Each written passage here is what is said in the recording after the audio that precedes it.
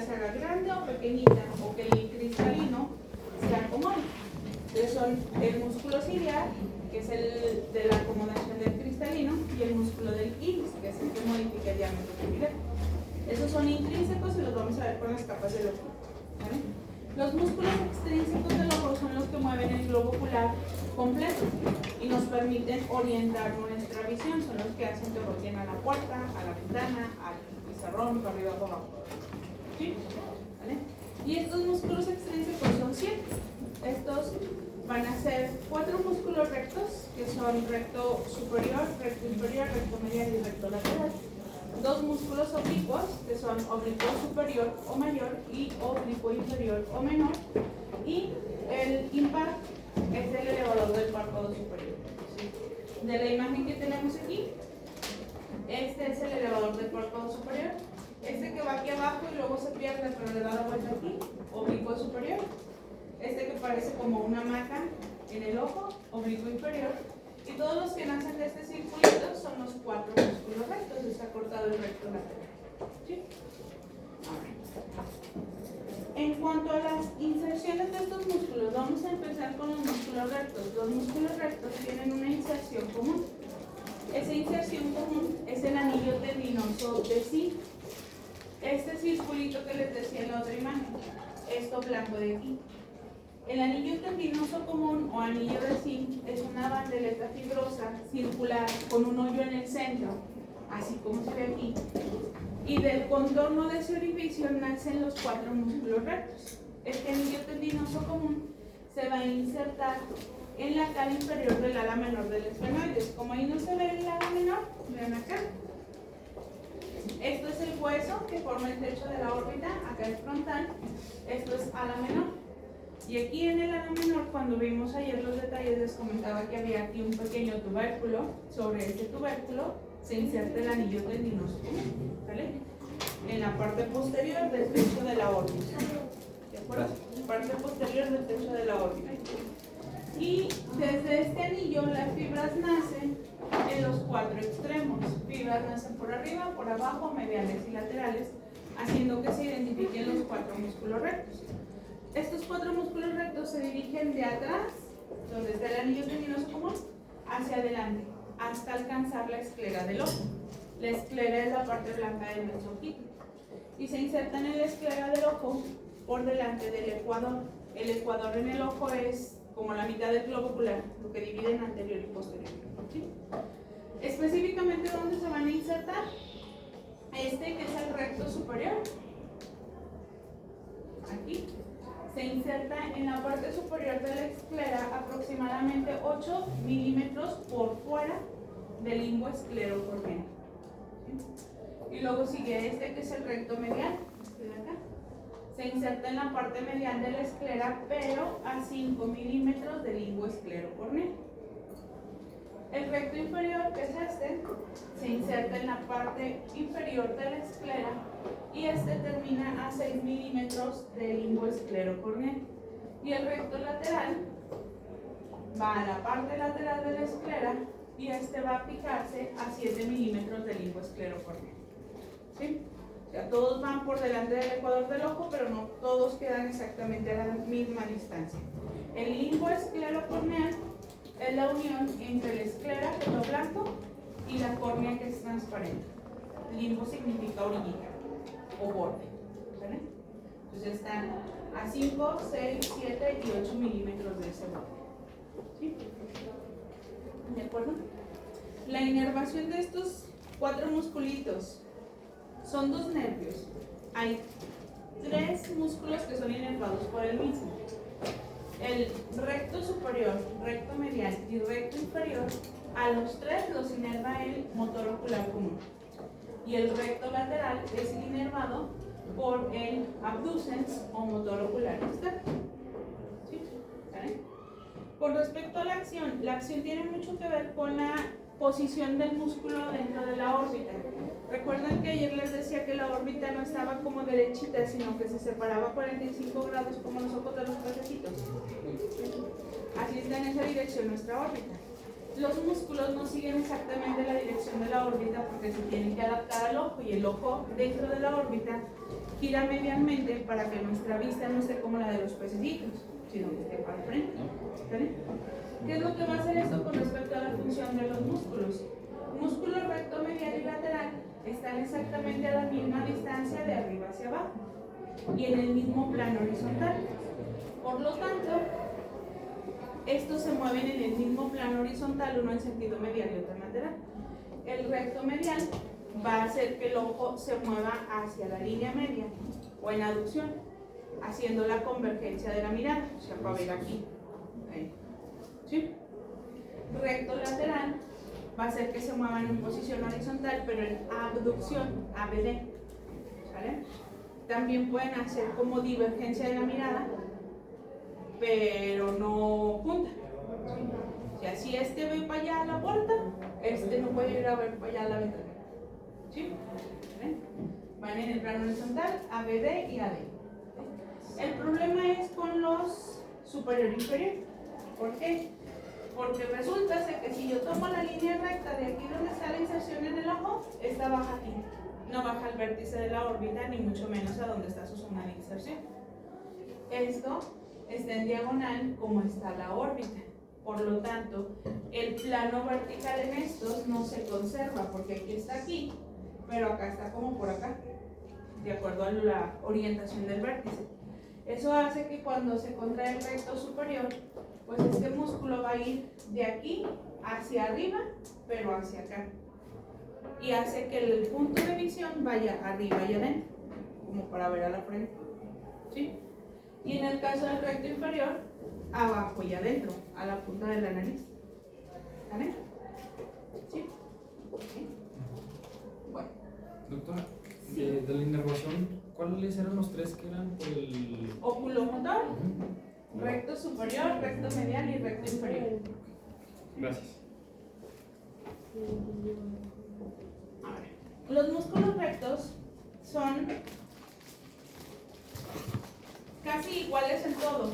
La diferencia que presentan va a ser principalmente en dos cosas: en el grosor de sus fibras y en la longitud que tiene el tendón que llega a la esclera. La longitud del tendón es lo que hace la diferencia de por qué este está a 5 milímetros y este a 7 milímetros. ¿Sí? Los tendones son ligeramente más largos o más cortos. ¿Sí? ¿Sí? Ahora, en cuanto al volumen, el recto superior es el más delgado, el recto medial es el más voluminoso, tiene 8 milímetros de volumen, y el recto lateral tiene 3.5. ¿Sí? ¿Por qué es importante esto? Porque hay una cosa que se llama estrabismo. El estrabismo es cuando se te ve el ojo. ¿Sí? Es el más delgadito, tiene 2. ¿Sí? El estrabismo se puede corregir dependiendo de su causa. Hay causas atribuibles a los músculos. ¿Sí? Por ejemplo, un estrabismo convergente, cuando se nos ve el ojo para adentro, puede ser causado porque el músculo recto lateral es demasiado largo, ya sea en su masa muscular o en su tendón, y eso se corrige haciendo un corte en el recto lateral para que quede de la longitud que debe de estar. ¿Sí? ¿Vale? O puede ser demasiado corto cuando es un estrabismo divergente, o sea, se nos van los ojos para afuera. Y en ese caso, pues se hace una cirugía para alargar el tendón del recto lateral. Por eso es importante que conozcamos esta parte de la anatomía. ¿Sí? No es nomás por hacerlo sufrir. ¿Sí? Ahora, los músculos oblicuos. ¿De abajo cuánto es, doctora, la longitud de las fibras? 40 milímetros es la longitud de las fibras más o menos. Y el tendón es el que difiere de 1 milímetro a cada uno. O sea, en el recto medial tiene 5, en el lateral, en el inferior 6, en el lateral 7. ¿Sí? La longitud del músculo, las fibras del músculo es de 4 centímetros, 40 milímetros. Bien. Ahora, los músculos oblicuos. Hay diferencias entre los dos músculos oblicuos. El oblicuo superior tiene su origen o su zona de inserción en hueso en la parte posterior de la órbita, también en su techo, pero el oblicuo inferior lo obtiene en el piso, en la parte más anterior. Son como antagonistas, uno está arriba y atrás y el otro abajo y adelante. ¿Sí? El oblicuo superior es este. Se inserta también en la cara inferior del ala menor, parte más posterior del techo de la órbita. Y de ahí sus fibras van para adelante, pero vean cómo van pegaditas al techo y hacia la pared medial. Vean aquí, techo, pared medial. Hasta que alcanza esto. Esto es la atrofia o polea del músculo oblicuo superior. Ahí se introduce el tendón y esto le sirve específicamente como polea. Entra el tendón y se regresa para insertarse sobre la esclera también. Pero este va detrás del ecuador del ojo. Este se inserta en la cara superior de la esclera por detrás de la inserción del recto superior. ¿Okay? Al oblicuo superior lo inerva el nervio patético, otro que es, y tiene como función la mirada patética. ¿De acuerdo? Buenos días. La mirada patética dirige la mirada hacia el hombro, como diciendo algo. ¿Sí? ¿Qué es lo que va a hacer? Realiza un movimiento de inducción del ojo, haciendo que el ojo gire de acuerdo a su zona de inserción. ¿Qué es lo que va a hacer? Como este es el tendón, la dirección del movimiento tiene que llegar al vértice, pero por culpa de la polea se modifica. La fuerza va a jalar el tendón y lo primero que va a hacer este tendón es dirigir hacia acá, haciendo que el ojo gire. Y cuando lo jala hacia acá, hace que el ojo vaya hacia abajo. ¿Sí? O sea, va así. Le da la vuelta. Si están viéndome de frente, la hace que mi ojito gire así. ¿Sí? Para poder dirigir el punto de la mirada hacia el ojo. ¿De acuerdo? Eso es la mirada patética. ¿Vale? Abajo y afuera. Y en el caso del oblicuo inferior, que les comento que su inserción es en el piso y en la parte anterior, aquí apenas se ve el puntito blanco, entonces déjenle hacemos un zoom. Así. El oblicuo inferior está aquí, su zona de inserción. Esta zona negra es el orificio del conducto nasolacrimal. ¿De acuerdo? Entonces su inserción es en la parte anterior del piso de la órbita, cerca del orificio del conducto nasolacrimal. Y de ahí sus fibras pues no van hacia adelante, sino que van en sentido lateral como una hamaca y se insertan igual en la esclera, pero por detrás de la inserción del recto lateral. Como este va así en hamajita, va a girar al ojo en sentido contrario. Si el oblicuo superior lo giró así para dirigir la mirada abajo y afuera, esto lo gira al revés, para dirigir la mirada arriba y afuera. ¿Sí? Entonces, con el oblicuo inferior vemos al hombre, con el oblicuo superior vemos así como que acá, como cuando le ignoran al papá y a la mamá porque les está hablando. Así, ¿de acuerdo? El oblicuo inferior es inervado también por el nervio oculomotor. ¿Sí? Y por último, el elevador del párpado superior. El elevador del párpado superior tiene su zona de inserción en el mismo sitio que el oblicuo y el tendón de sí. Parte superior de la órbita o techo de la órbita, cara inferior de la menor. Y de ahí va para adelante.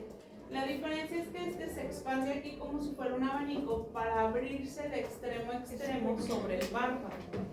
Y cuando llega al párpado, aquí va a atravesar a la glándula lagrimal dividiéndola en dos partes.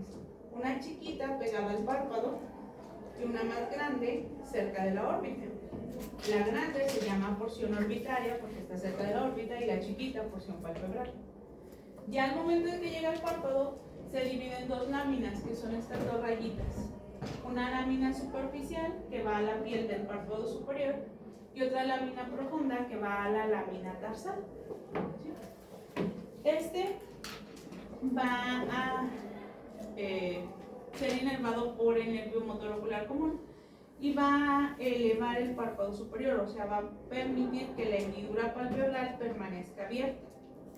Es el antagonista del orbicular. El orbicular cerraba los ojos, este los abre. ¿Sí? ¿De acuerdo? ¿Me regreso?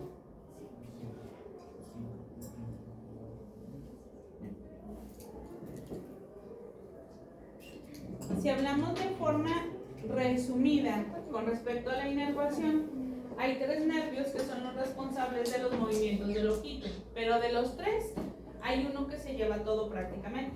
¿Sí? Es oculomotor, abducens y troclear.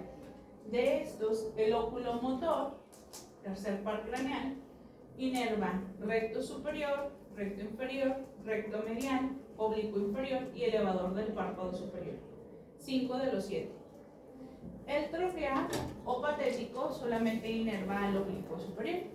Y el abducens o motor ocular externo solamente inerva al recto lateral. ¿De acuerdo? Y para efectos del examen, dijo su compañera el otro día, espero les haya servido eso del ilíaco y fémur. Si a ustedes les señalan al recto lateral, es 1. Oblicuo superior es 1. Y acá, si no se sabe nada, mientras no sean estos dos, todo es oculomotor. ¿Sí? ¿Vale? Más fácil. Doctora, de la inserción distal del último step que mencionó del elevador. elevador, sí, dijo que se dividía en 2 haces. Superficial, a la piel del párpado superior. Profunda, a la lámina tarsal. Ok, gracias. ¿Sí? Ahora, otro detalle importante con respecto a los musculitos es los movimientos en el ojo, porque los movimientos son conjugados y sinergistas. Antes de brincar eso de los movimientos de irrigación, es por parte de la arteria oftálmica, se llaman arterias musculares superiores e inferiores. Ahora sí. Los movimientos de nuestro ojo no se realizan de forma separada para cada uno de los músculos, ¿sí? Porque no podemos decirle al ojo derecho que voltee a ver quién está en la puerta mientras el izquierdo está volteando a vernos de frente, ¿sí? ¿De acuerdo? Nuestros movimientos oculares deben de ir combinados para los dos ojitos, y esa combinación de movimientos va a generar movimientos conjugados y movimientos sinergistas dentro de los ojos, ¿sí? ¿A qué nos referimos con esto? Primero, los movimientos sinergistas. ¿Qué es la sinergia?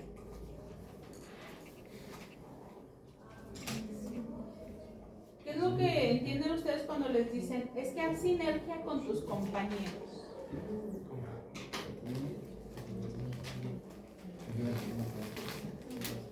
Ay, ese vocabulario de preparatoria.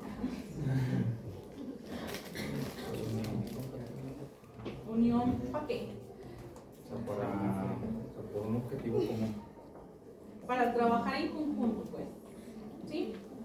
Dentro del ojito los músculos trabajan como músculos sinergistas. Por ejemplo, para hacer elevación o depresión de la mirada.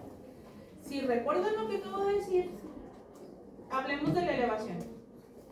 El recto superior hace que mi mirada fuera a la frente, ¿no? Hacia arriba y adentro.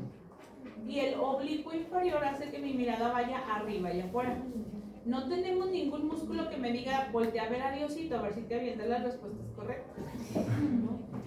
Para eso se requieren los movimientos sinergistas. ¿Qué es lo que hacen? Pues hacen equipo el recto superior y el oblicuo inferior para que se unan y vaya solo elevación de la mirada. Los dos se elevan, uno arriba y adentro y otro arriba y afuera. Entonces, con la función de los dos se produce la elevación pura de la mirada. La depresión de la mirada es igual, no hay ninguno que vaya para abajo, era abajo y adentro el recto inferior, que era el que veía la nariz, y abajo y afuera al hombro el oblicuo superior.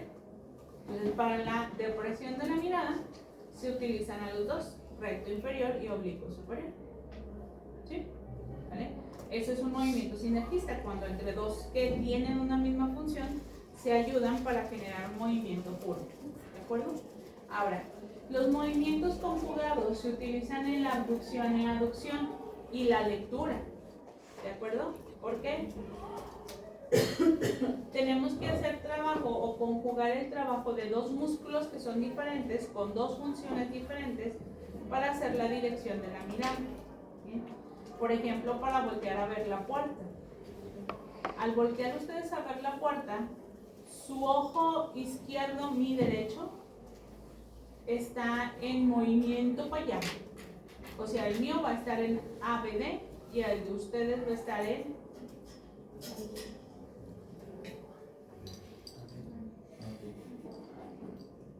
su ojo izquierdo, Sí, también en ABD, ¿sí? Y mi ojo izquierdo, su derecho, porque los tengo de frente, va a estar en AD.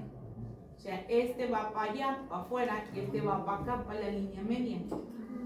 Este para BD y este en AD. Eso es un movimiento conjugado, son dos músculos con funciones diferentes. No pueden actuar los dos ABD porque si no este se va para allá y este se va para allá. ¿Sí? ¿Vale? Entonces para hacer movimientos de abducción y aducción de toda la mirada, pues tenemos que hacer movimientos conjugados. AD, ABD al mismo tiempo. Uno en AD, otro en ABD. ¿De acuerdo? Lo mismo ocurre cuando hacemos lectura, porque cuando hacemos lectura los oblicuos, que son los principales actores de la lectura, van así y luego bajan, y así y luego bajan. Y nuestros ojitos de renglón a renglón primero van así y luego regresan y luego van así y luego regresan. Para seguir la interlínea. ¿De acuerdo? ¿Sí? Para hacer la exploración de los ojitos se utiliza una técnica que se llama técnica en asterisco para ver si funciona cada ojito, cada musculito adecuadamente. ¿Listo? Otro detalle con respecto a la parte de los músculos es la descripción del anillo tendinoso común. Les decía hace un momento que ese anillo es el sitio donde se originan los 4 músculos rectos y que era una bandeleta fibrosa con forma de un circulito. ¿Sí? Ese circulito por fuera va a dar origen a los 4 rectos, pero por dentro deja un orificio que se coloca por delante de la fisura orbitaria superior y el conducto óptico. Aquí está su zona de inserción. Y esto hace que los elementos que atraviesan por ese hoyito, algunos se reorienten y se dirijan al interior del orificio del anillo y otros vayan por fuera. ¿Por qué? Déjenme les muestro acá porque ahí pues parece como si el anillo estuviera pegado a... El anillo está por delante de los orificios. O sea, está obvio aquí, a la menor, aquí va la inserción y luego ya empieza el trayecto de los músculos. Entonces, de los elementos que entran por el orificio, unos pueden irse por fuera del anillo y otros pueden irse hacia dentro del anillo. Y hay que identificar cuáles van por dentro y cuáles van por fuera. Dentro del anillo tendinoso común entra el nervio óptico y una rama de la arteria oftálmica, que es la arteria central de la retina. Lo demás se va por fuera. Entra también las 2 ramas que pertenecen al óculo motor o motor ocular común. La rama que pertenece al abducens o motor ocular externo y una chiquita pequeñita que es la raíz oftálmica del nervio, la raíz, nasociliar de la raíz oftálmica del trigémino. ¿Sí? ¿Qué es lo que pasa? Cuando el nervio trigémino se divide en 3, oftálmica, maxilar, mandibular, la oftálmica entra por la fisura orbitaria superior, pero al pasar ahí se divide en 3, nasal o nasociliar, frontal y lagrimal. La nasal entra dentro del anillo, las otras 2 no. ¿Sí? ¿Vale? Y luego, el resto de anexos, párpados, conjuntiva, aparato lagrimal. Todos están correlacionados, por eso en la parte o en el apartado de los libros así viene como un título, párpados, conjuntiva y aparato lagrimal, porque todos funcionan en conjuntiva. ¿Sí? Empecemos con los párpados.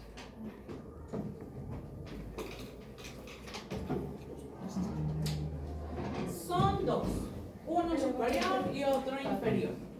¿Vale? Estos están ubicados por delante del globo ocular, permiten el cierre de la hendidura palpebral.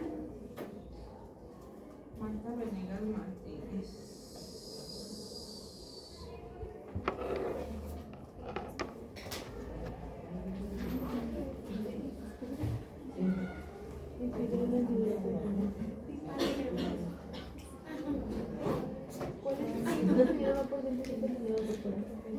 Por fuera los 4 metros.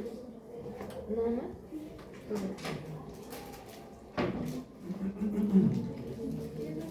No. Dime de la rama de la Entonces, limitan al ojo hacia adelante o, en otras palabras, evitan que el ojo se nos salga. ¿Sí? ¿De acuerdo? Estos son dos pliegues móviles. ¿Sí? Y van a presentar o van a tener una cara anterior, que sería esta superficie, una cara posterior, que es la que está en contacto con la conjuntiva del ojito, un borde adherente, que es el que está pegado a la piel, y un borde libre, que es donde están nuestras pestañas. ¿Sí? El espacio entre los dos párpados se llama hendidura palpebral. ¿Vale? Y pues es el espacio que nos permite ver. ¿Sí? Se cierra gracias al músculo orbicular de los párpados, se abre gracias al músculo elevador y al músculo palpebral. ¿Sí? Tiene también dos extremos, que son un extremo medial y un extremo lateral. ¿Sí? En cuanto a su estructura o constitución anatómica, van a tener un esqueleto de sostén. Ese esqueleto de sostén va a estar formado por una lámina de tejido, que se llama lámina tarsal o lámina palpebral. Lámina tarsal es el que viene en el. Tiene forma almendrada, es ancho en el centro y se adelgaza en los extremos. ¿Vale? Esta lámina tarsal se va a fijar al contorno de la órbita gracias a los ligamentos palpebrales. Este es el ligamento palpebral medial, que lo fija al borde anterior del canal lacrimonasal, en la rama ascendente del maxilar. Este es el ligamento palpebral lateral y lo fija al borde antero superior del malar. ¿Sí? Párpado inferior tiene igual su lámina tarsal. Ay, me salió toda chueca.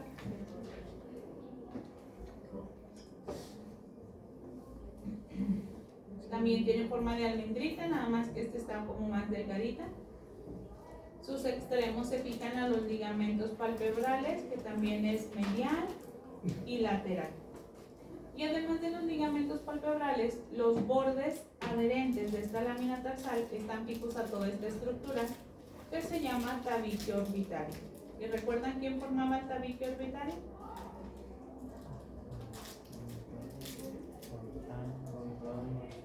El tejido. El tabique orbitario es lo que le puse rayitas rojas, y ese lo forma la cubierta del periósteo de la órbita, la periórbita, cubiertos de la cápsula del teno, ¿sí? O fascia bulbi, que vimos la clase pasada. ¿Sí? Eso es lo que mantiene en su lugar a los tabiques del párpado o láminas tarsales. Sobre y profundo a esos tabiques se encuentra la estructura del párpado. Si nosotros le ponemos aquí, les voy a poner color rojo a lo que es el tabique o a la lámina. ¿Sí? Ahí. Esta es la lámina, de aquí para arriba esto punteado es el tabique orbitario superior. Esta es la otra lámina, y de aquí para abajo está el tabique orbitario inferior. ¿Sí?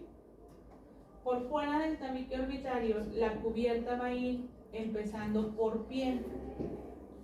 La piel del párpado superior, esto que está rosita y ahora cubro de color amarillo, y del párpado inferior es piel delgada.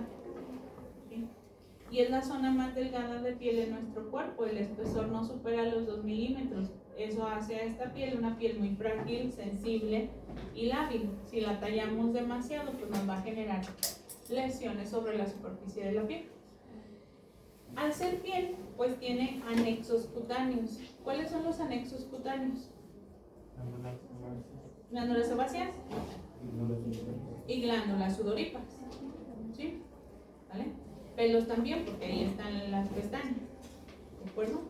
Entonces tiene glándulas sebáceas y glándulas sudoríparas. Se distribuyen principalmente las sebáceas de forma general para lubricar la piel de los párpados, y las sudoríparas se acumulan más en el pliegue del párpado superior y en la cara anterior del párpado inferior. ¿Sí? También los párpados sudan. Debajo de la piel está el tejido celular subcutáneo, que para el párpado superior es muy escaso. Solamente es el espacio donde están las glándulitas. Y para el párpado inferior sí es un poquito más abundante y tiene vasos sanguíneos. ¿Vale? ¿Esto tiene implicaciones? Sí. ¿Por qué? Porque al tener vasos sanguíneos y al ser un espacio mayor tamaño, pues se puede acumular líquido extracelular o extravasarse líquido de los vasos sanguíneos, y eso hace que se causen ahí las bolsas en el párpado inferior. Traducción, las ojeras. ¿Sí? Y luego debajo del tejido celular subcutáneo está el músculo. El músculo que está aquí es orbicular de los párpados. Y en el caso del superior, pues también el elevador del párpado superior. Orbicular de los párpados. La porción palpebral, porque acuérdense que hay porción palpebral, orbitaria y lagrimal. ¿Bien? Detrás del músculo, en el párpado superior ya está la lámina tarsal, pero en el párpado inferior todavía hay más tejido celular con vasos sanguíneos. O sea que hace que el edema pues, pueda aumentar más en el párpado inferior. ¿Sí? ¿Vale? Detrás de la lámina del tarso se encuentra la glándula tarsal. La glándula tarsal es todo este conjunto de bolitas que se ven aquí. Tienen forma de racimo de uvas, así como este. ¿Vale? Y es una glándula productora de líquidos, sebácea modificada. Y acá, ¿sale? Los lípidos que producen, o el material lipídico que produce, tiene un conducto excretor que va a descender o va a desembocar. Déjenme parar. Aquí donde está este conductito negro o esta lineecita negra, en el borde libre de los párpados. Entonces todo ese líquido producido por las láminas tarsales es como un aceite que cuando choca párpado con párpado hace como las burbujas de jabón, se expanden formando una capa por delante de los ojos. Esa capa de líquidos por delante del ojo es parte de la película lagrimal y evita que la lágrima se seque. ¿Sí? ¿De acuerdo? Detrás de la glándula tarsal y por arriba y por abajo está el músculo tarsal. El músculo tarsal es este chiquito de aquí, es músculo liso, y este chiquito de acá es músculo liso. Se fijan en la lámina tarsal y al ser músculo liso pues es involuntario, permite una mayor apertura de la hendidura palpebral. ¿Sí? Y ya en la cara profunda de los párpados más bien está la conjuntiva. ¿Vale?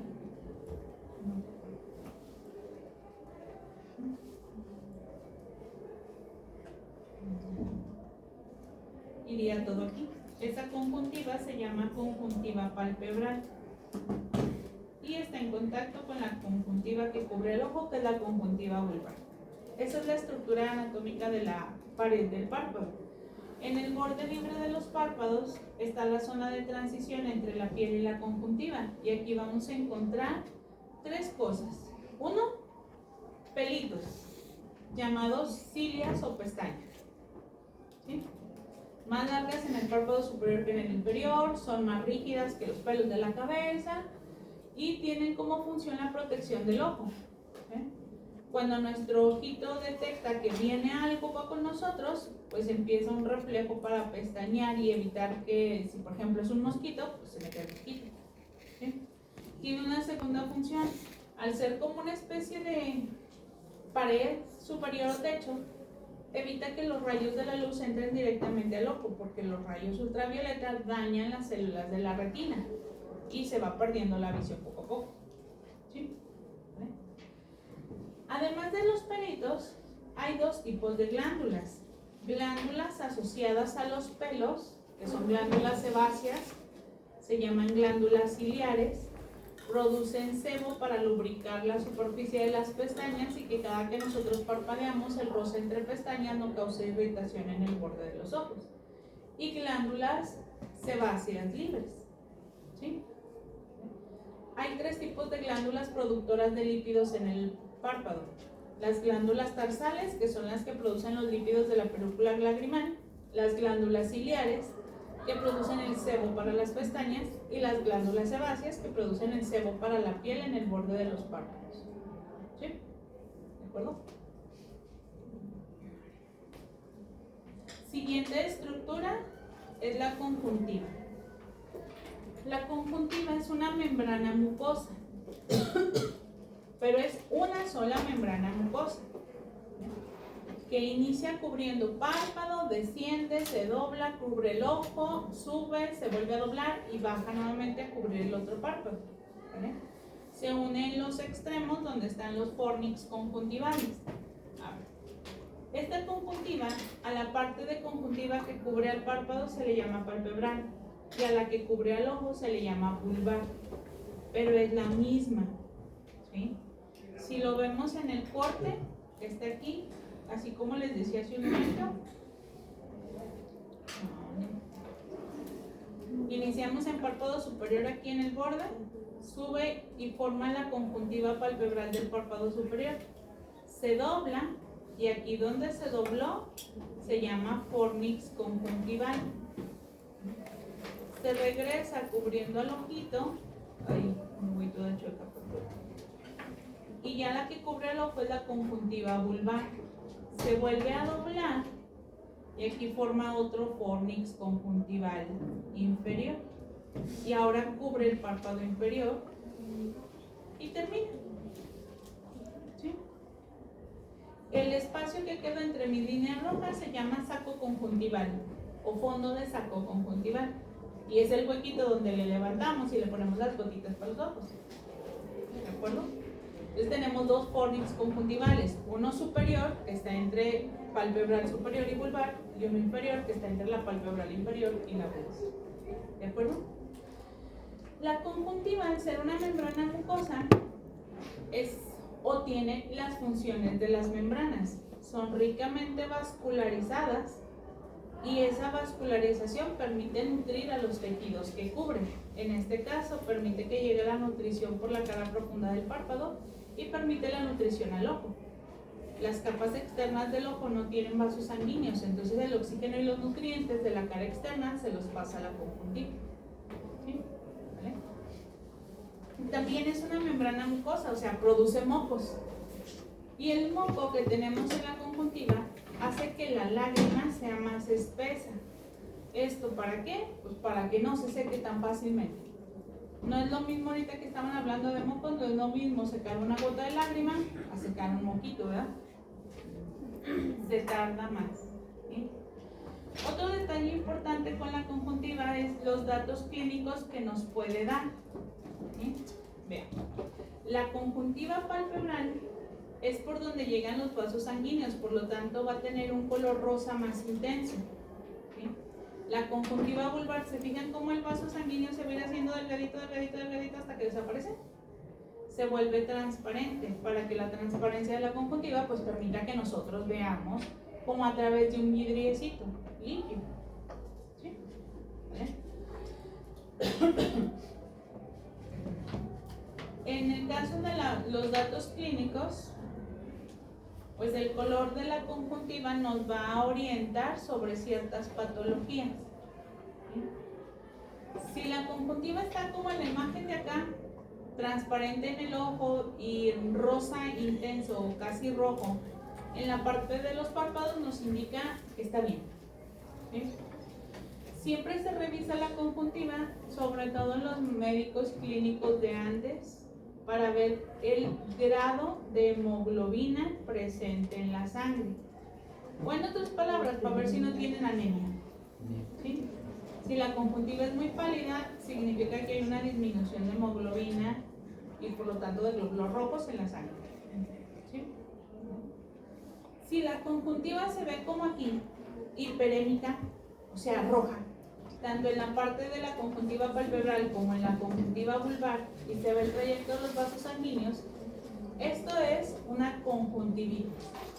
Datos de inflamación de la conjuntiva pueden ser causados por infecciones de virus, bacterias, procesos químicos irritativos, como cuando les cae el jabón en los ojos, o por el maquillaje, etcétera, etcétera. Cualquier cosa que inflame va a reducir, va a reducir la transparencia en la conjuntiva, y eso va a hacer que pues nuestra vista se vea borrosa, o como si estuviéramos viendo a través de un vidrio borroso. ¿Sí?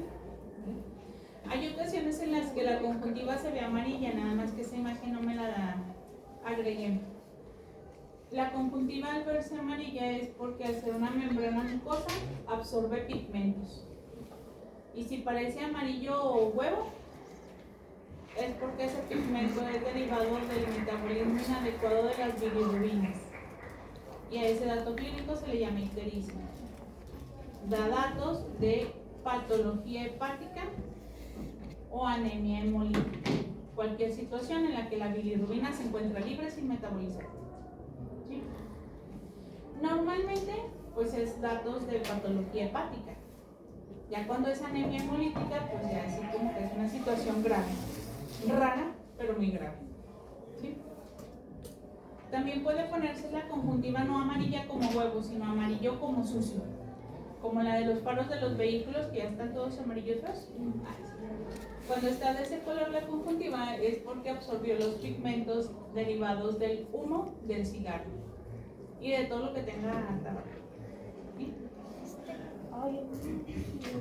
La irrigación para los párpados procede de arterias palpebrales, pero esas arterias palpebrales son 4 de la oftálmica, que son palpebral superior lateral, palpebral superior medial, palpebral inferior medial y palpebral inferior lateral.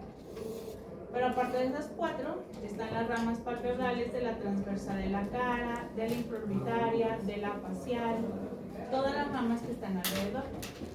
¿Sí?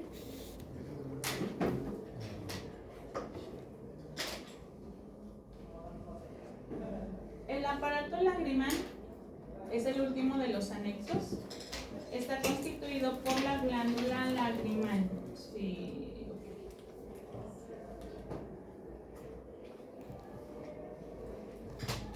Pues, déjenme mando a docentes teoría. William.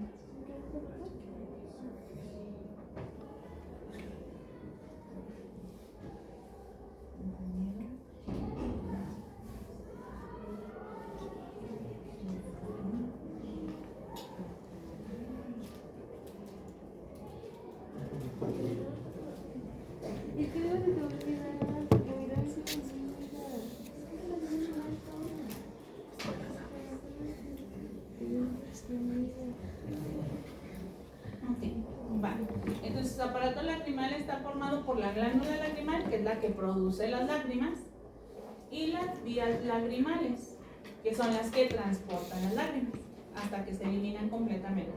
¿Sí? Entonces, la glándula lagrimal es una glándula sudorípara, pero en vez de sudor produce lágrima. Entonces se le llama sudorípara modificada. ¿Sí? Los ojos no lloran, los ojos sudan.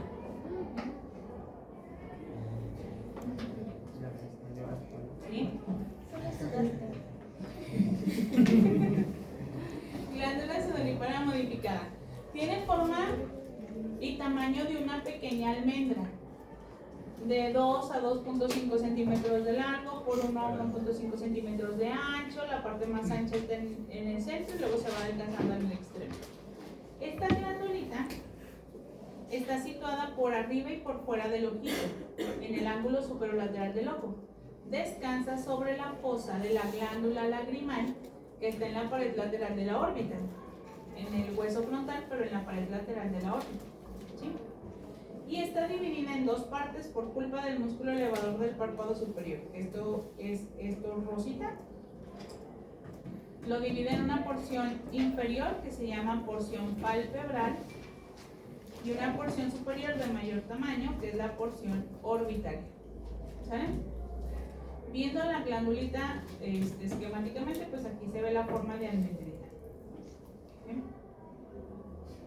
Esta glándula contiene en su interior pequeños acinos. Esos acinos son los espacios productores de la lágrima. Entonces estos acinos forman la lágrima, se acumula la lágrima y la vierten primero a conductos intraglandulares. Estos conductos intraglandulares se juntan todos y forman de 8 a 12 conductillos lagrimales, que son todos estos. Cada conductillo saca lágrimas de un pequeño segmento de la glándula y toda esa lágrima la depositan en el fornix conjuntival superior. O sea, el orificio está en el fornix conjuntival y luego ya toda se acumula en el saco superior de la conjuntiva y de ahí empieza a circular. ¿De acuerdo?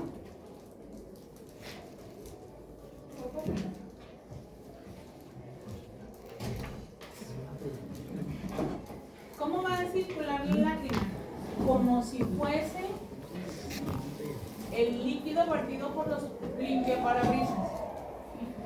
¿Se fijan que el limpiaparabrisas sale líquido y luego el limpiaparabrisas lo mueve para limpiar el ojo? Hagan de cuenta, es lo mismo.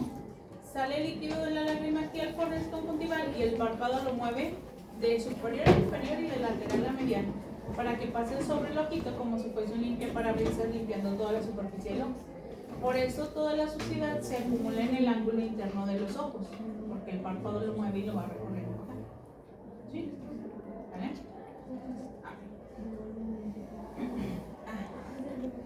Recibir inervación parasimpática. Quien produce lágrimas es el nervio facial, ¿vale? Pero la producción de la lágrima se produce por efecto reflejo.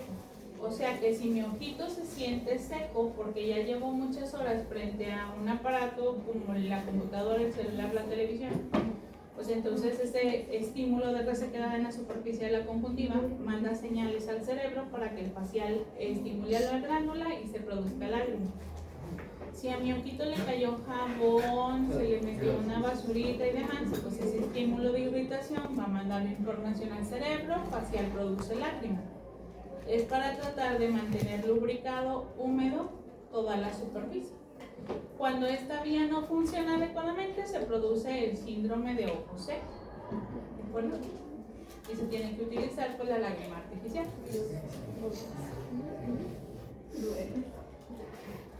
Sí, es de fisiología, pero eso es lo de tus casos clínicos. En los casos clínicos se va a juntar juicio y anas. Por eso tenemos que repasar. ¿Sí? Ahora, de las funciones de la glándula, de la lágrima va a humedecer, proteger, lavar la superficie externa del ojo por acción mecánica y tiene una enzima que es la lisocima, es una enzima bactericida que tiene efectos antimicrobianos. Además de que tiene glucosa, electrolitos, agua, que funcionan como un nutriente o una fuente de nutrientes. ¿Sale? Para que la lágrima permanezca sobre la superficie del ojito, pues requiere de la película lagrimal. Si la película no funciona adecuadamente, la lágrima se seca muy rápido. Y entonces si se seca, pues también produce síndrome de ojo seco. ¿Sí? Y la película lagrimal, como les estaba contando, se forma por una capa lipídica producida por las glándulas tarsales y las sebáceas. ¿Sí? En versión Quirós, meibomio 6-imol. ¿Sí? Pero es más fácil tarsales y sebáceas. ¿Sí? Otra capa de la película son los mocos producidos por la conjuntiva. Y la otra parte, pues, es la lágrima producida por la glándula lagrimal. ¿Sí? Todo se mezcla y hace la lágrima más espesa y eso hace que permanezca más tiempo sobre la superficie conjuntiva en nuestros ojitos. Bien, ¿vale? Cuando aumenta la producción de lágrima, eso no es efecto del facial. Sí llega por vía del facial, pero es por estímulo del hipocampo. Y manda la reacción al hipotálamo. Y luego el hipotálamo le dice, estoy triste. Y entonces produce más lágrima. ¿Sí? ¿Vale? Ahora, las vías lagrimales, pues es el camino que sigue la lágrima hasta su destino final. ¿Sí? Después del movimiento que tienen de acá para acá como efecto de parabrisas y limpia todo, la lágrima llega a este espacio. Este espacio, que aquí yo le puse el circulito, es el lago lagrimal. El lago no tiene límites específicos, solamente es un espacio, y creo que todos lo han visto. Cuando estamos a punto de llorar, ahí es donde se acumula la primera lagrimita. ¿Sí? Este espacio acumula las lágrimas para que la lágrima pueda ser llevada hacia los conductos lagrimales o canalículos lagrimales. Son dos, superior e inferior. ¿Sí? Para entrar a estos conductos, utiliza los puntos lagrimales. Bien, ahora, ¿dónde están los puntos lagrimales? Ahí. Ese hoyito, puntito que tenemos en los párpados, tanto en el inferior como en el superior, es el punto lagrimal. Entonces ese es el orificio por donde la lágrima entra a los conductos lagrimales superior e inferior. Y luego esos conductillos pues van a llevar la lágrima hasta esto, que es el saco lagrimal. Y aquí se acumulan las lágrimas, y cuando se llena, pues la lágrima se vacía hacia el conducto nasolagrimal y llegan al meato nasal inferior. Y en el meato nasal inferior termina. ¿Sí? Esta comunicación con las fosas nasales es para que la lágrima que llega a las fosas nasales humedezca la mucosa de las fosas nasales y le ayude a mantener húmedo el aire que respiramos. ¿Sí? Y se elimina con los mocos, cuando nosotros tragamos los mocos. ¿Sí? ¿Sí? Eso es lo que literalmente pasa con nuestros moquitos. Nosotros limpiamos nuestros mocos solo cuando están en exceso, pero cuando su producción es normal, el moco se vierte a nasofaringe, orofaringe, laringofaringe, esófago, estómago. Entonces literalmente tragamos los mocos. ¿Sí? ¿Vale? Ahora, cuando aumenta la producción de lágrima porque estamos tristes y llorosos, aumenta el flujo al conducto nasolagrimal, y eso hace que la mucosa de la nariz esté más líquida, y por eso moqueamos cuando lloramos. ¿Sí? Ya, perdón. Con respecto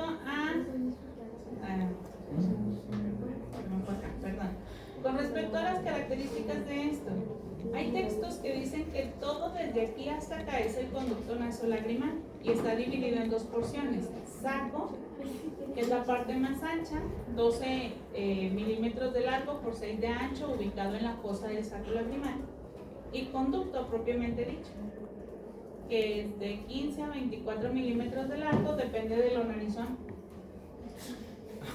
Sí, o sea, literal, de lo que haya de ojo a nariz. ¿Bien? Y de 4 milímetros de espesor. ¿Sale? Esa es la parte que corresponde a los anexos. Vamos a la parte que corresponde al globo ocular como tal.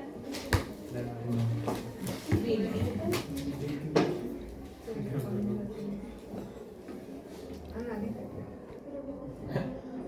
Mira, es como de bonita. Es una nariz como de finalita de bonita.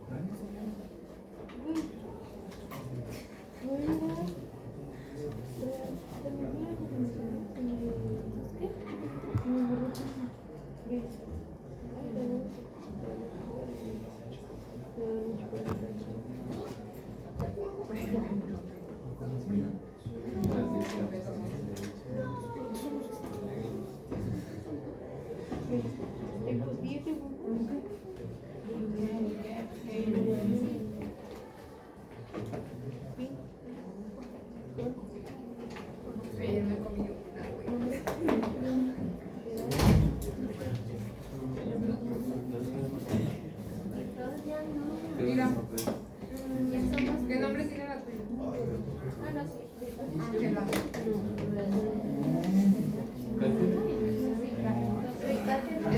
Había, como te la puse yo, me la quedó y agarró en la mañana y todos tenían nombre de hombre y yo la que tenía porque yo soy fiel. Hasta con. Muy bien. Déjenme, vemos esto porque los de pediatría ya me están estresando. ¿Sí? El globo ocular pues ya es como tal el aparato de la visión, porque dentro de él radican las células especializadas que captan las imágenes que se mandan después al cerebro, se procesan para decir estoy viendo X, Y o Z. ¿Sí? Este globo ocular está ubicado dentro de la parte más ancha de la órbita, ¿sí? O sea, en la parte anterior. Y como les decía hace un momento, pues está girado o rotado medialmente para poder generar una visión paralela y no tener el eje de visión de la órbita, que es 45 grados hacia afuera, ¿sí? Entonces gira medialmente para que la visión sea paralela y se produzca una visión en sentido anterior, ¿sí? La ubicación en el espacio anterior es para que todos los elementos que contiene pues quepan dentro de la órbita, porque la órbita tiene una longitud de 4 a 4.5 centímetros. El globo ocular mide 2.4 y el nervio óptico 2.4. Entonces 2.4 más 2.4 son 4.8. Si mi órbita mide solamente 4, pues me sobran 8 milímetros de algo, ¿sí? Entonces se acomoda en la parte más anterior y si se fijan sobresale un poquito hacia adelante con respecto a la base de la órbita. Por eso los párpados lo protegen, porque está sobresalido y tiene más expuesto el segmento lateral que el segmento medial. ¿Sí? ¿Vale? Ahora, el ojito funciona como una especie de cámara, pero de las cámaras de antes que se mandaban a revelar. ¿Sí? La imagen entra al ojo pasando por una serie de lentes. Nuestro ojo tiene dos lentes como las cámaras, ¿vale? El lente más externo, que es el lente más potente en nuestro ojo, es la córnea. ¿Sí? Va a permitir el paso por la forma de la córnea, pues la luz que pasa con la imagen se modifica, atraviesa y llega al segundo lente, que es el cristalino. El cristalino es el lente que permite la acomodación. La córnea les permite ver bien y el cristalino es para ver de lejos o para ver de cerca. O sea, es el efecto zoom de las cámaras. ¿Vale? Una vez que el cristalino enfoca, pues entonces la imagen la mandan a la retina. La retina es como la película de las cámaras. Ahí es donde se refleja la imagen, la adopta, la adapta y la manda. Y la va a mandar por el nervio óptico para que llegue al cerebro y en el cerebro se interprete. ¿Sí? ¿Vale? Dentro de la retina están las células acomodadas. Tenemos una capa de fotorreceptores y una capa de neuronas. Los fotorreceptores son los conos y los bastones. Cada una de estas células pues es la que le va a decir cuánta intensidad de luz hay en escala de grises para luz-obscuridad. Y las otras les van a decir qué colores estamos apreciando, de acuerdo a las sustancias clínicas que tienen. ¿Sí? ¿De acuerdo? Esa información la mandan a las neuronas, que son estas que están aquí.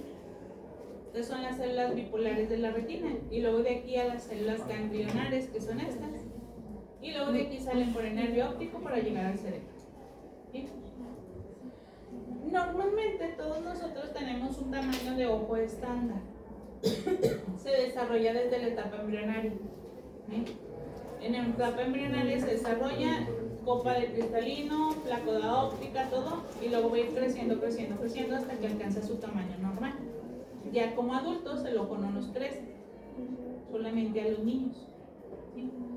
Y ese tamaño de ojo estándar lo que hace es permitir que la luz que pasa por la córnea y cristalino choque exactamente en el punto de mayor visión de la retina, que se llama mácula. Cuando nuestro ojo no está de tamaño estándar, por cualquier situación, por ejemplo el ojo miope tiene un ojo más grande o tiene el ojo más grande. La córnea y cristalino refractan la luz, pero la luz no choca en la retina, llega antes la convergencia de la luz, porque por la forma de la córnea la luz va a entrar así, cuando chocan, pues esta llega y no llega a la retina, y entonces tenemos pues problemas visuales por miopía, ¿sí? Puede ocurrir que el cristalino esté más flaco de lo normal, y entonces cuando pasa la luz por cristalino, pues se cierran más pronto las de la luz y llega antes. Eso es una miopía por causa del cristalino, ¿sí? Esto es lo que hace la diferencia entre qué tantas posibilidades hay de que recupere o no recupere con una cirugía, ¿sí? O si el globo ocular está más pequeñito de lo normal y la luz pasa la retina y todavía no choca, pues entonces se produce hipermetropía. ¿De acuerdo? La imagen que nosotros recibimos a nivel de la retina es igual que con las cámaras. Yo veo arbolito parado así, la retina lo recibe acostado al otro lado, ¿sí? Y viaja acostado hasta que llega al cerebro, se invierte, ¿sí? Como en las cámaras fotográficas, se graba al revés y hasta que lo revelamos, se acomoda bien, ¿sí? En cuanto a las generalidades, Rachel por 2, pesa de 7 a 7.5 gramos, de consistencia firme. La consistencia de un ojito se asemeja a cuando ustedes extienden el dedo gordo, si ustedes apachurran aquí la región denal, así se siente un ojo cuando lo agarramos. En promedio mide 2.4 centímetros, pero es en promedio porque no es un círculo perfecto. Es un círculo apachurrado poquito, haciendo que el eje anteroposterior sea más grande, de 2.5, transversal y vertical de 2.3. ¿De acuerdo? Como es una estructura esférica semejante a la Tierra, yo creo que los anatomistas no hallaron con qué otra cosa comparar, pues se le distingue igual que a la Tierra polos, pero aquí no es polo norte y polo sur, es polo anterior y polo posterior, ¿sí? El polo anterior es donde está la córnea y el polo posterior es donde está la salida del nervio. Y también tiene una línea imaginaria que lo divide en dos mitades, que es el ecuador. Así como el ecuador del globo terráqueo, nada más que este lo divide en un hemisferio anterior y uno posterior. No es hemisferio norte ni hemisferio sur, ¿sí? Y también tiene meridianos, que no son para dictaminar la hora, es para dividir el ojo en medial o nasal y lateral o temporal, ¿sí? ¿Vale? En cuanto a la estructura, esta es básicamente la estructura que le tenemos que describir. Está constituido por 3 capas concéntricas.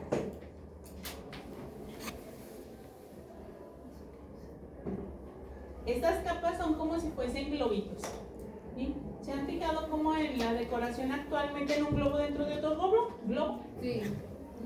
Pues así. Entonces tenemos un globo más externo, que es el globo de toda la estructura.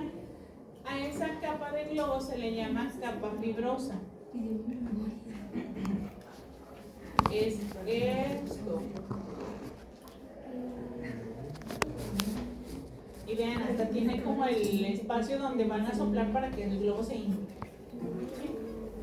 Esa capa fibrosa está constituida por 2 estructuras, esclera y córnea. ¿Vale?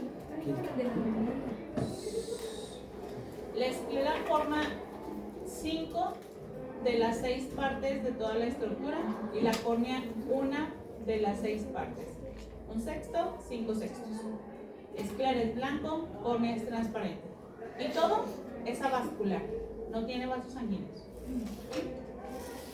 Dentro de este globo vamos a meter otro globo y lo vamos a empezar a inflar. Ese segundo globo se llama capa vascular. Aquí está como en color rojito. Esta capa sí tiene vasos sanguíneos, por eso se llama capa vascular. Y está constituido de 3 partes. Iris, que es donde está el orificio de la pupila, aquí. cuerpo ciliar, que es donde está esta zona ancha, toda irregular, y coroides, que es esto, ¿sí? Iris, cuerpo ciliar y coroides son las que forman el segundo globito. Y también tiene su orificio para que pueda entrar el aire, o en este caso un tercer globito. ¿De acuerdo? El acomodo de esta estructura, dentro del cuerpo ciliar, que es la parte más ancha, van dos elementos: el músculo ciliar y los procesos ciliares, ¿sí? Y de todo el segmento, la coroides es la de mayor tamaño, forma 3/4 partes de la capa media, y 1/4 parte la constituyen el cuerpo ciliar y el iris, ¿sí? Ahora, el tercer globo que vamos a introducir es la capa nerviosa. La capa interna va en color amarillo y esto es retina, y va aquí pegada de aquí a acá, nada más que es muy delgadita, y todo esto de acá. La retina está dividida en dos partes: la porción no visual, que es la que cubre al iris y al cuerpo ciliar, iridociliar, y la porción visual, que es la que cubre a la coroides, ¿sí? ¿Vale? Esa es la estructura básica de nuestro ojito. Y luego ya se fijan que aquí pues está tapado el ojito para soplarle el aire, ¿verdad? Dentro de este espacio hay líquidos y semilíquidos, o sea que como si hubiéramos llenado el globito, en vez de con aire, con agua, ¿sí? ¿Vale? Hay que describir cada uno de los componentes de ese cuadrito. Hola.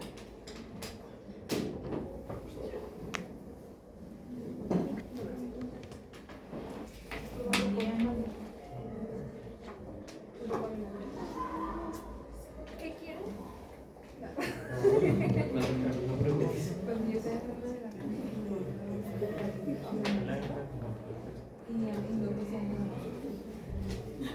Te estás muriendo. O son vasitos. Un vasito ya de pasto tengo.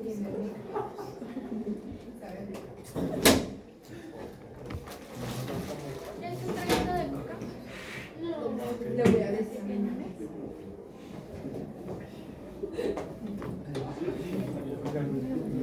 ¿Qué te duele la garganta? A la grilla. Sí, es que te acompañe. Este en laboratorio. Si quieres. Cuando Si quieres como se creo que le falta mucho. Claro. Sí, primero empieza mal. Mira, así y terminamos el día. Sí,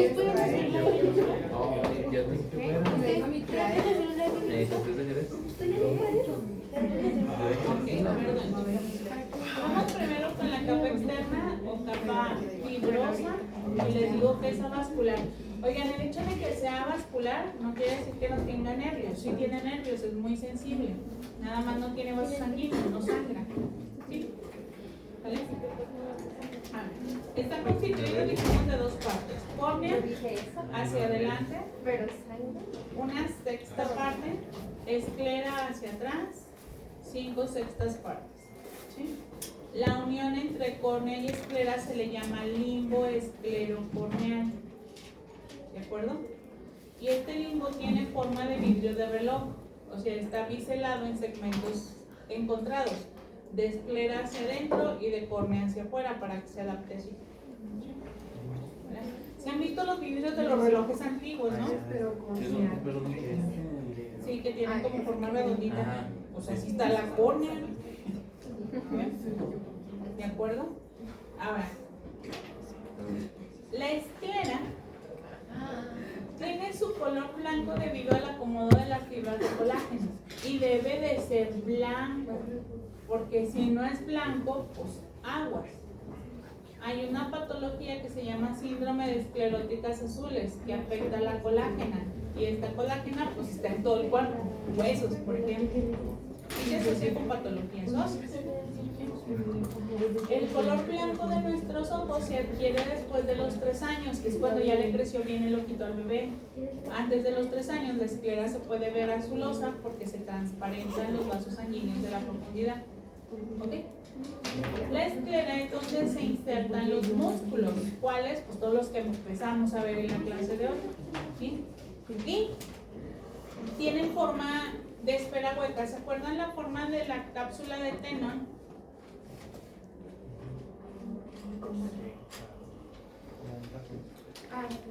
¿Sí o no? Es como una esfera hueca. Déjenme la regreso. Muchas diapositivas. Sí.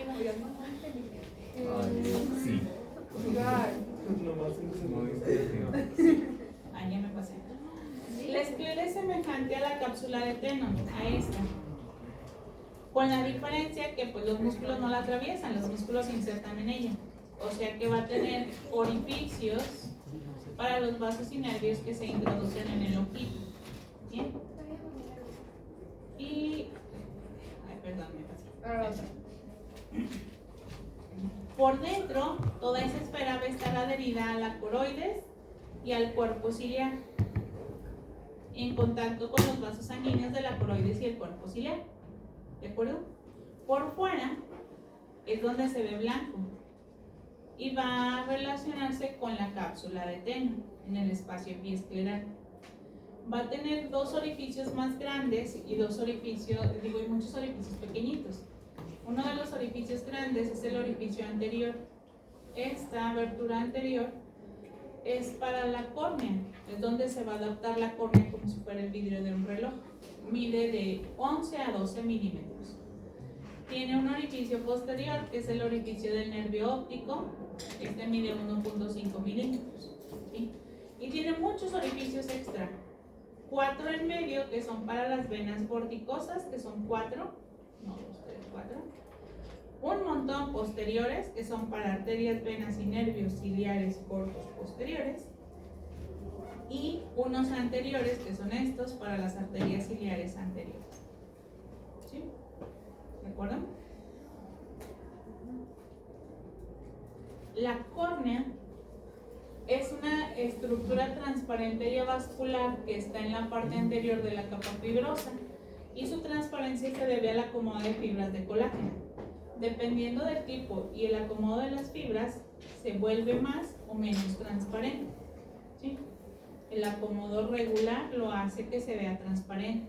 Y vean, ya ven que si está así como boludito como los vidrios de reloj. Esa es la córnea, ¿vale?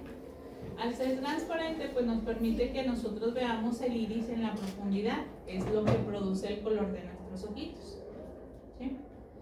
Tiene una cara anterior que es convexa y está cubierta por la conjuntiva, y tiene una cara posterior que es cóncava y limita un espacio entre el iris y la córnea, que se llama cámara anterior, rellena de líquido que se llama humor acuoso. ¿Sí? Al unirse a la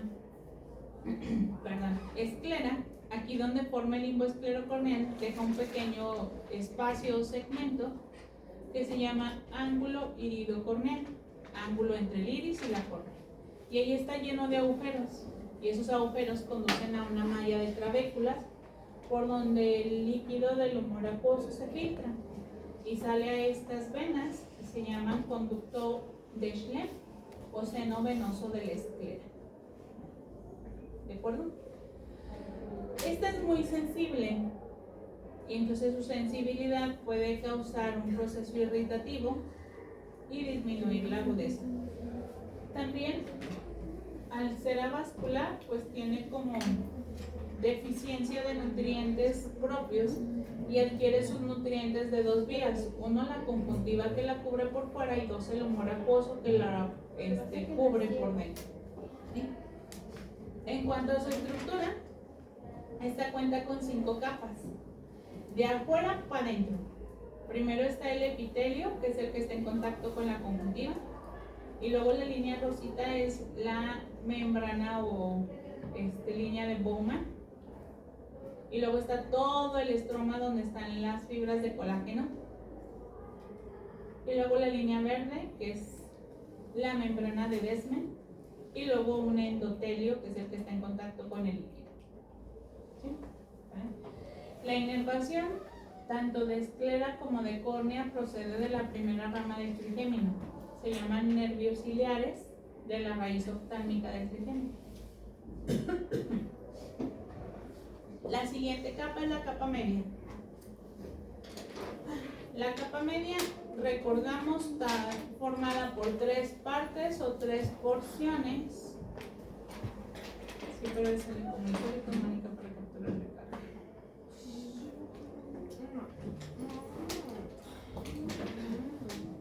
Y estas 3 porciones son de atrás para adelante, coroides, que es la más grande, 4 quintos, cuerpo ciliar e iris. ¿Sí? Respecto a la coroides. La coroides es la capa donde llegan todos los vasos sanguíneos, arterias ciliares posteriores, arterias ciliares anteriores, y luego forman un plexo vascular. Y de este plexo vascular que se ve aquí en esta capa de la coroides, pues se nacen o se forman los vasos sanguíneos que van a nutrir a la retina que va por dentro de la coroides. Y también le pasan la nutrición a la esclera que está por fuera de la coroides. ¿Vale? Esta capa vascular es la responsable de los ojos rojos en las fotografías, porque la luz cuando entra, cuando lleva flash, refleja sobre la sangre de aquí y se ve rojito. ¿Sí? Y está compuesta de 4 capas. Una lámina que se llama lámina Puschka y es la lámina que está pegada a la esclera. Una segunda capa que es la capa de los gruesos vasos, que es pues prácticamente esta, donde están las arterias y las venas. ¿Sí? En esta capa se forma el plexo arterial que nutre y se forman las venas que van a salir como venas vorticosas. Si se fijan, todas se juntan en una misma venita, estas son las venas vorticosas. Profundo a la capa de los gruesos vasos está la capa de los capilares, se llaman coriocapilar. Y luego la lámina vítrea, que es la que está pegada a la retina. ¿Sí? ¿De acuerdo? A ver. Ahí está la imagen de cómo se ve la luz con flash, ojos rojos. Ah, es que su luz no me ayuda, pero este está rojo y este no está rojo. El cuerpo ciliar, segundo componente de la capa media. Está formado por 2 partes, músculo ciliar y procesos ciliares. Ojo con eso porque luego en el libro viene descrito así como de forma muy rara y les da a entender que tiene más partes. No. Cuerpo ciliar solo está formado por 2 partes, músculo ciliar y procesos ciliares. ¿Sí? Los procesos ciliares son todos estos plieguecitos que ven aquí, los flequitos. Y el músculo ciliar son estas bolitas y estas rayitas. ¿Sí? ¿Vale? Bolitas, rayitas. Empecemos con los procesos ciliares. Estos flequitos que ven aquí son estos mismos flequitos que ven aquí. ¿Sí? Los procesos ciliares están constituidos por una lámina endotelial y un plexo vascular. Se encargan de filtrar la sangre para producir humor acuoso. ¿Vale? Entonces los procesos producen humor acuoso. Y yo sé que esto es bidimensional, pero vean, este es un proceso y va hasta acá atrás, aquí. Y luego ya nada más está un pequeño pliegue y otro proceso y otro pliegue. Estos proceso, pliegue, proceso, pliegue, proceso, pliegue, proceso, pliegue, se reproducen hasta la parte de atrás, aquí. Pliegue, proceso, pliegue, proceso, pliegue, proceso, pliegue, proceso. ¿Vale? Esta forma, que parecen hojitas de una margarita, forma el límite entre coroides, de ahí para allá, para atrás, y cuerpo ciliar, de ahí para adelante. Y como esos pliegues forman un relieve, porque son así los plequitos, a ese relieve se le llama hora serrata. Y viene en su práctica para definir, se escribe sin H. ¿Sí? Hora serrata. Y la hora serrata es el borde posterior del cuerpo ciliar. ¿Vale? Nada más que le quisieron poner nombre bonito. ¿Vale? Acuérdense, los procesos ciliares producen humor acuoso. ¿Sí? A ver, el músculo ciliar. El músculo ciliar dijimos que eran las rayitas y las bolitas, pero aquí no se ven bolitas porque el músculo no está cortado. Estas bolitas que vemos aquí son de las fibras que van aquí, todo alrededor. Está constituido por fibras radiadas, que son las que van de orilla a centro, y por fibras circulares, que son las que le dan la vuelta. ¿Sí? Es músculo liso y involuntario. ¿De acuerdo? Estas son las fibras radiadas y estas son las fibras circulares, le dan toda la vuelta al ojito. Y al ser un músculo con forma de circulito, cuando se contrae, se hace el hoyito chiquito, cuando se relaja, el hoyito se hace grande. Como los músculos orbiculares, que cuando se contrae cerraba el ojo y cuando se dilataba, pues abría el ojo. ¿Sí? ¿Vale? Estos se insertan gracias a las fibras que salen de aquí, que se llaman fibras zonulares, van a la inserción o se insertan en la cápsula del cristalino.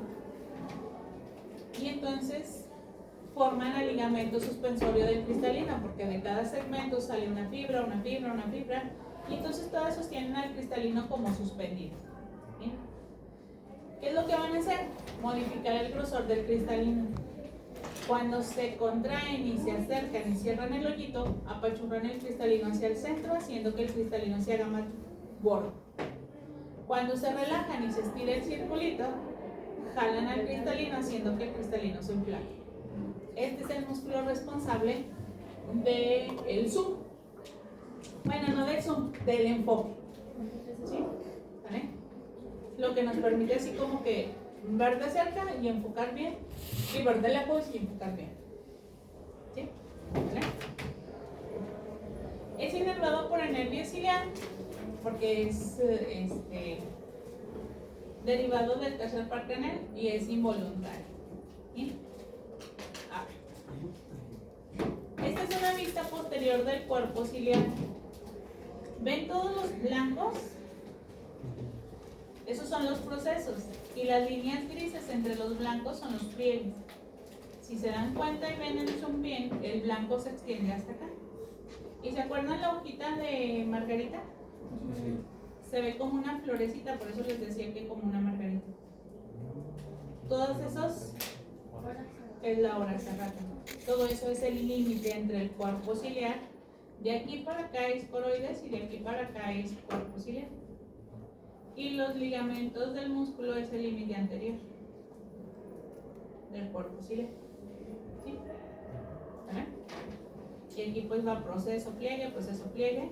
De aquí va proceso pliegue, proceso pliegue, proceso pliegue. Borde posterior irregular del cuerpo ciliar. Y así se escribe hora serrata. Hora sin H y serrata con S.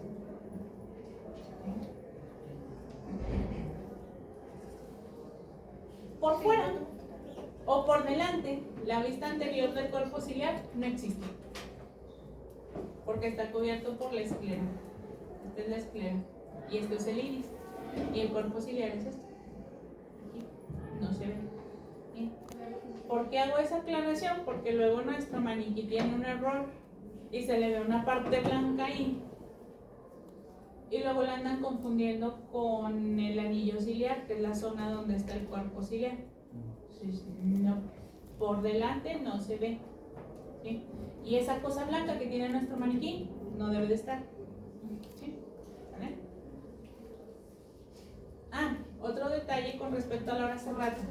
Como la hora serrata forma un relieve porque va proceso pliegue, proceso pliegue, proceso pliegue, también forma una elevación en la retina. Y entonces la retina, a partir de ese procesito o de esa elevación, divide sus dos porciones. De la hora serrata hacia atrás es la retina visual y de la hora serrata hacia adelante es la retina no visual. ¿Sí? Entonces nos sirve para delimitar la retina. El iris. Iris.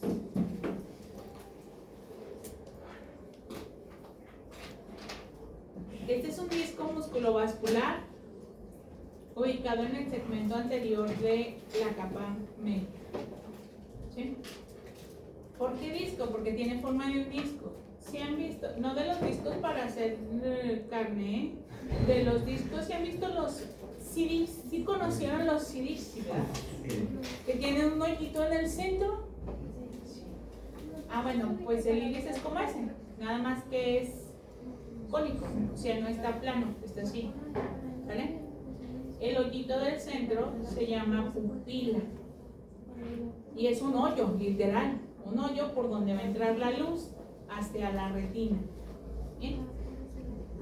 Las características musculares del iris, pues es lo que hace que el hoyito se cierre o se abra para permitir mayor o menor entrada de luz. El cierre y apertura de la pupila depende de la luz y oscuridad que hay afuera o del estímulo que tengamos. ¿Sí? Estímulos simpáticos dilatan la pupila. Estímulos parasimpáticos reducen el diámetro de la pupila. La luz reduce el diámetro de la pupila y la oscuridad aumenta el diámetro de la pupila. Luz oscuridad es para permitir mayor entrada de luz y poder identificar imágenes. Y la de simpático y parasimpático se puede asociar a respuesta del simpático. Por ejemplo, cuando en física ya vieron las funciones del simpático y parasimpático. ¿Sí? Cuando los va correteando un perro, si se activa el simpático, porque luego no se anda activando, lo que hace a nivel de la pupila es aumentar el diámetro pupilar para tener mayor campo de visión y alcanzar a ver si había una piedra invisible palito que agarrar o si hay una barquita o una puerta abierta hacia donde pueda correr. ¿Sí? Cuando no se activa el simpático y el parasimpático cierra el diámetro pupilar, pues realmente lo único que ven es al perro y no más. ¿Sí? ¿Vale?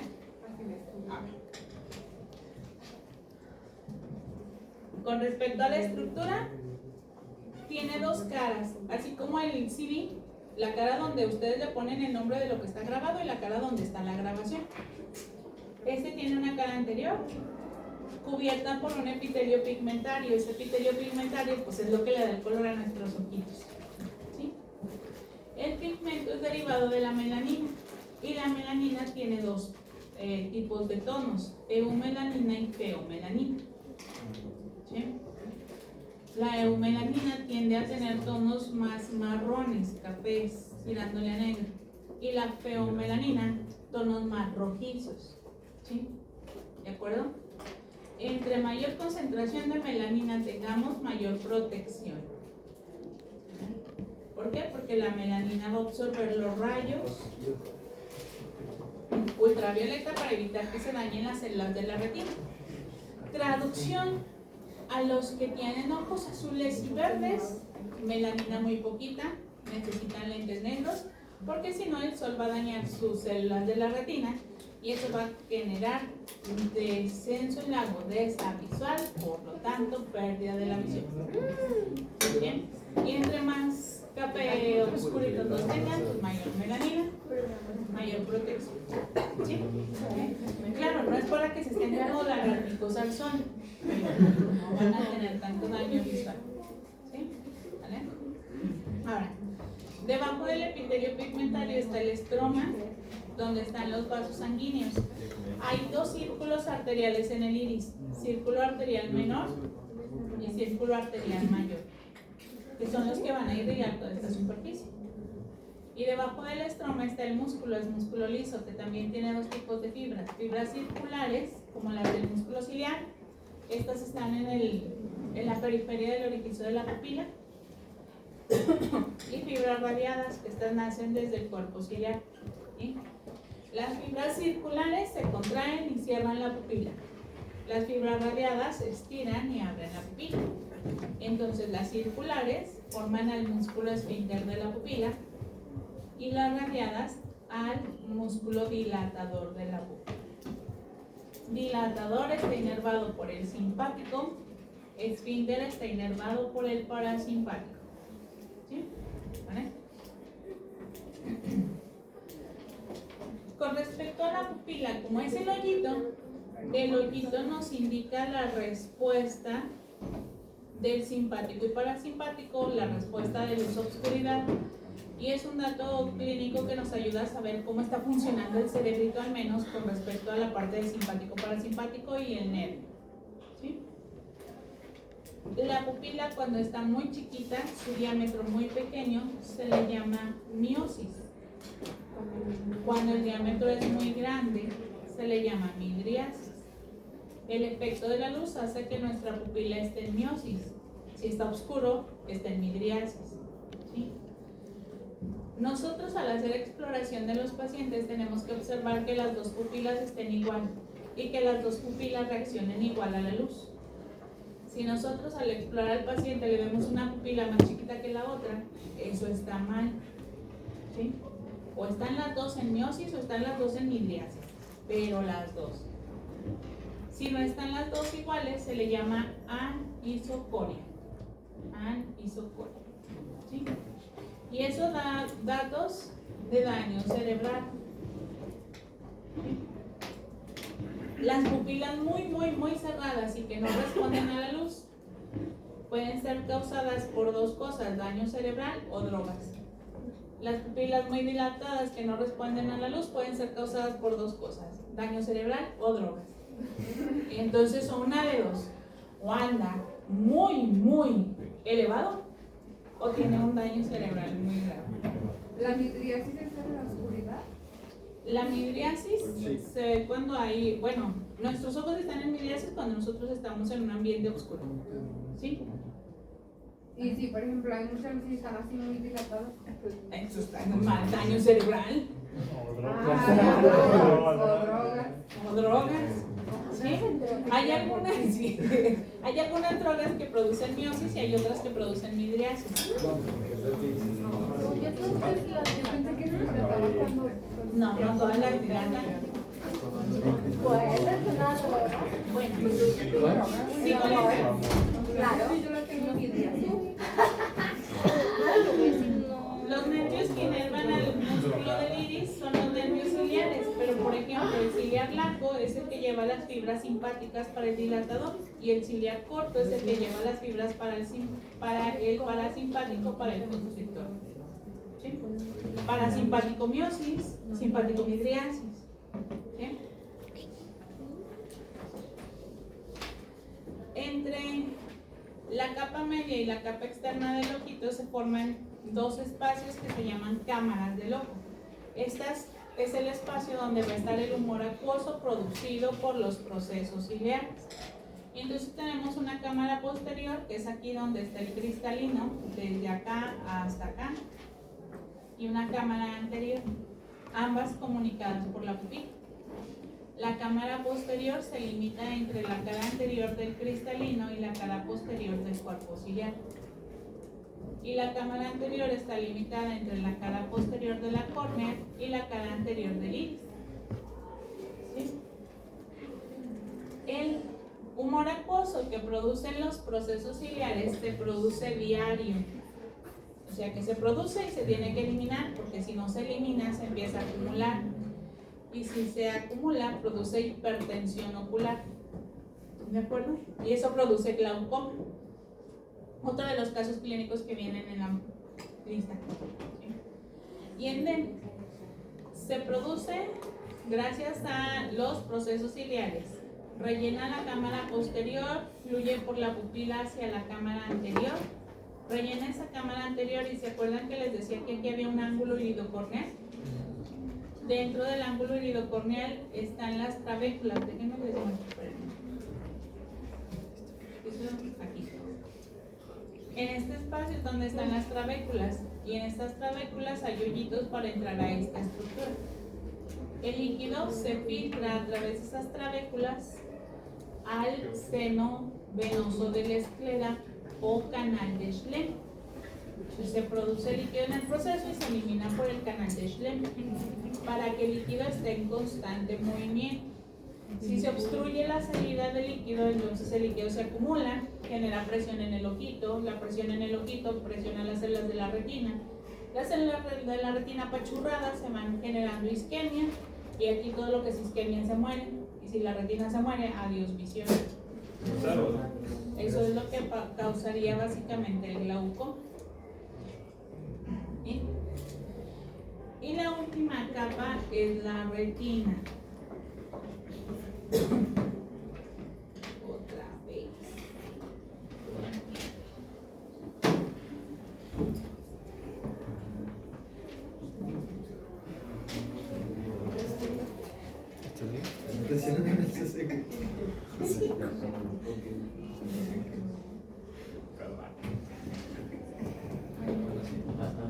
No comprimida.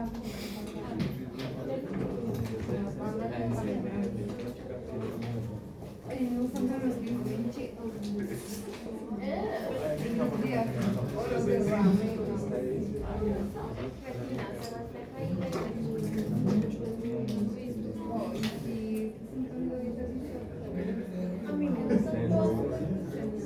¿En serio? A mí me gusta. Pero hacer el sonido que está generando ansiedad, estar escuchando la música. A mí de las cigarras no, pero personas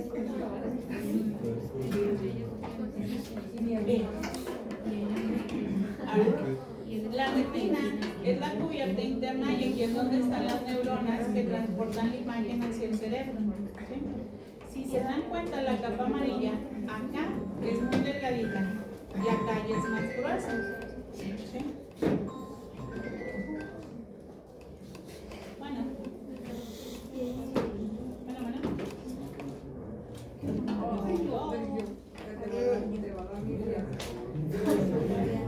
No, no eran Biblias. No, pero acuérdate que amarillo, cochino,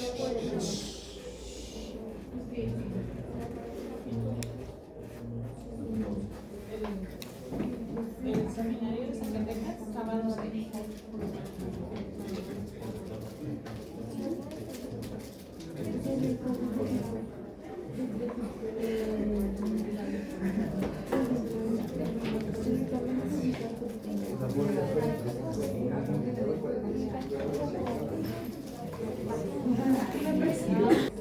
Y acá es más gruesa. ¿Sí? Esto es por las diferencias funcionales. La retina que cubre a la coroides, que es toda esta, es una retina que sí sirve. La porción visual o porción óptica. ¿Sí? La retina que cubre al cuerpo ciliar y al iris o iridociliar no sirve. Es una retina no visual. ¿Por qué? Simple lógica, hijos. La luz entra en línea recta, ¿no? Entonces, si voy por aquí el rayo de luz, ¿sí? Pero la retina, por la forma de la córnea, por más que se incline el rayo de luz, jamás, pero jamás de los jamases, va a tocar la retina que cubre el cuerpo ciliar y el iris, porque no puede hacerle así. ¿Vale? Entonces, como nunca recibe imágenes por medio de ese rayo de luz, pues ¿para qué funciona? Para nada. Entonces esa es la retina no visual. Óptica, la que sirve, que es la que cubre la coroides. No visual o no óptica, la que no sirve, y es la que cubre el iris, el cuerpo ciliar. ¿Sí? Ahora, ¿qué le va a dar el grosso? La presencia de neuronas. Acá, como no recibe rayos luminosos, pues ¿para qué quiere neuronas si no va a transmitir nada? No tiene capa neural. Acá, que si recibe rayos luminosos, necesita neuronas para transmitir la imagen. Entonces, en la retina hay dos capas, neural y pigmentaria. La neural es donde están las células ganglionares, bipolares y amácrinas, neuronas.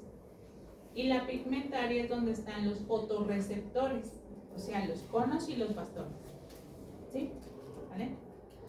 La capa de fotorreceptores es la que está pegada a la coroides y la capa de las neuronas es la que se ve amarilla en la retina. ¿Bien? ¿Por qué? Porque la luz no choca en la neurona, la luz choca con los vasos sanguíneos de la coroides y luego se refleja para llegar a los fotorreceptores. Y luego ya el fotorreceptor se la pasa a las neuronas y luego ya la neurona la saca del ojito y la lleva al cerebro. ¿De acuerdo? ¿Sí? Entonces, en la porción visual hay capa neural y pigmentaria. En la no visual solamente hay pigmentaria porque la neural no está desarrollada. ¿De acuerdo? Cuando nosotros exploramos retina, hacemos uso de un instrumento que se llama oftalmoscopio. Y ese oftalmoscopio nos permite ver el interior del ojo y se ve pues básicamente esto. Este es el fondo de nuestro ojito. ¿Qué es lo que vamos a ver? 4 detalles. 1. Círculo amarillo. Este círculo amarillo se llama papila óptica o disco óptico. ¿Sí? ¿Qué es la papila óptica? Es la entrada o salida del nervio óptico. Ahí no hay células visuales. Es un punto ciego en la retina. ¿De acuerdo? Hacia el lateral del nervio óptico está esta mancha naranja o cafezosa.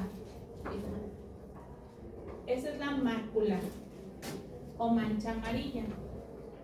Ahí hay una pequeña depresión o fóvea, foveolas centrales. Este es el espacio donde hay mayor concentración de células visuales. Por lo tanto, es el área de mayor agudeza visual. ¿Sí? Tercer parte. Estas rojas son las arterias, las ramas más bien de la arteria central de la retina. Y la cuarta, pues las venas.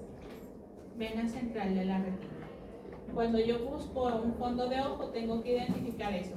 Arteria, venas, disco óptico o papila óptica y la mácula con su centro deprimido que es la fóvea. ¿Sale? Así se ve un fondo de ojo normal y bonito. Disco óptico, arterias y venas y la mácula lútea. ¿Sí? Si yo veo esto en el fondo de ojo de mi paciente está bien de su retina, estructuralmente hablando. Pero si yo veo esto o esto me indica daño en la retina. Este es un desprendimiento de retina. ¿Sí?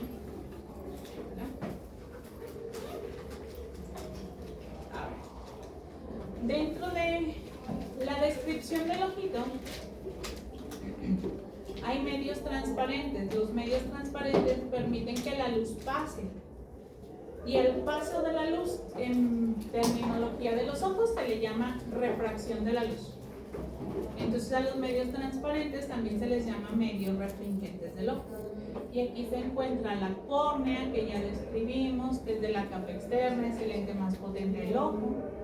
El humor acuoso, que también ya mencionamos, producido por los procesos ciliares, ubicado en cámara anterior y posterior y que se elimina por el conducto de Schlemm. Y hay dos cosas que no hemos descrito, que es lo único que nos falta: cristalino y humor vítreo. ¿Sí? Cristalino mencionamos que es de la acomodación o del zoom. Y el humor vítreo pues está en el espacio postremo o cámara postrema y es gelatina, es lo que le da la firmeza al ojo. Vamos a describir al cristalino. Mide 1 centímetro, tiene forma de lente biconvexo o como si fuera una luneta de las de M&M's, adelgazadito en el extremo y gordo en el centro. ¿Sí?